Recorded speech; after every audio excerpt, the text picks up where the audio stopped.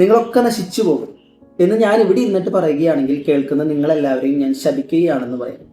യോഹന്നാന്റെ സുവിശേഷത്തിൽ 15-ാം അധ്യായത്തിലെ മുന്തിരിവള്ളികളുടെ ഉപമ നമ്മളെല്ലാവരും ഒരുപാട് പ്രാവശ്യം വായിച്ച് ധ്യാനിച്ചിട്ടുള്ള ഒരു വചനഭാഗമാണ്. ഇതിലൊരു ശാപം നിൽക്കുന്നുണ്ട്.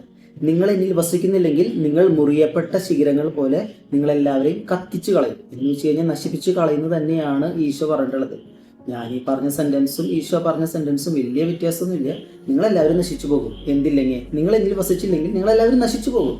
നമ്മൾ വീട്ടിൽ നിന്ന് മക്കളൊക്കെ പറഞ്ഞതനുസരിക്കാതെ ഇറങ്ങിപ്പോകുമ്പോൾ നമ്മൾ പറയും നിങ്ങളൊക്കെ മുടിഞ്ഞു പോകടാ, നിങ്ങളൊക്കെ നശിച്ചു പോകടാ എന്ന് നമ്മൾ പലപ്പോഴെങ്കിലും പണ്ടത്തെ മാതാപിതാക്കൾ പറയാറുണ്ട് എന്ന് നമുക്കറിയാം. ഇപ്പോഴത്തെ വ്യത്യാസങ്ങൾ ഉണ്ടായിരിക്കാം.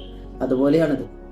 അന്ന് മാതാപിതാക്കൾ നമ്മളെ ശപിക്കുമ്പോൾ ഏതെങ്കിലും അപ്പനും അമ്മയും ആഗ്രഹിച്ചിട്ടുണ്ടോ അവരുടെ മക്കള് നശിച്ചു പോകണമെന്ന്? എന്നാലും അവർ ശപിക്കുന്നത് പോലെ പറയും. എങ്കിലും അതിന്റെ അർത്ഥം എന്താ? മക്കളെ രക്ഷപ്പെടണം, അവർ പറഞ്ഞതനുസരിക്കണം. അതുപോലെ യോഹന്നാന്റെ സുവിശേഷത്തിലെ മുന്തിരിവള്ളികളുടെ ഉപമയിലെ ആദ്യം നമ്മൾ വായിക്കുമ്പോൾ ഒരു ശാപമായിട്ട് തോന്നുമെങ്കിലും ഇതൊരു ശാപമല്ല. യോഹന്നാന്റെ സുവിശേഷത്തിന്റെ പ്രത്യേകത സ്നേഹത്തിന്റെ സുവിശേഷമാണ്. അങ്ങനെയാണെങ്കിൽ ആരെയും ശപിക്കാനും ആരെയും നശിപ്പിക്കാനും ദൈവത്തിന് സാധിക്കില്ല.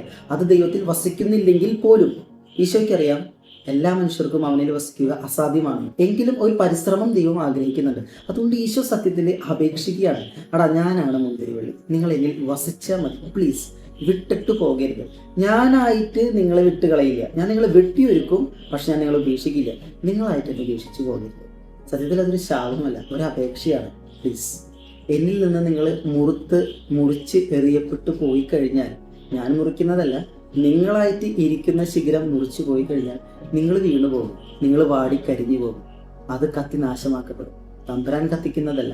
നമ്മുടെ തെറ്റായ തീരുമാനങ്ങളും നമ്മൾ ദൈവത്തെ ഉപേക്ഷിക്കാനെടുത്ത തീരുമാനങ്ങളുമാണ് നമ്മളെ നശിപ്പിച്ചത്. ദൈവമല്ല നമ്മളെ നശിപ്പിക്കുന്നത്. ദൈവത്തെ ഉപേക്ഷിക്കാം എന്ന് നമ്മളെടുക്കുന്ന നമ്മുടെ തീരുമാനങ്ങളാണ് പലപ്പോഴും നമ്മളെ നശിപ്പിക്കുന്നത്. ദൈവം ശപിക്കുകയല്ല, അപേക്ഷിക്കുകയാണ്, എന്നെ വിട്ട് നിങ്ങൾ പോകരുത്.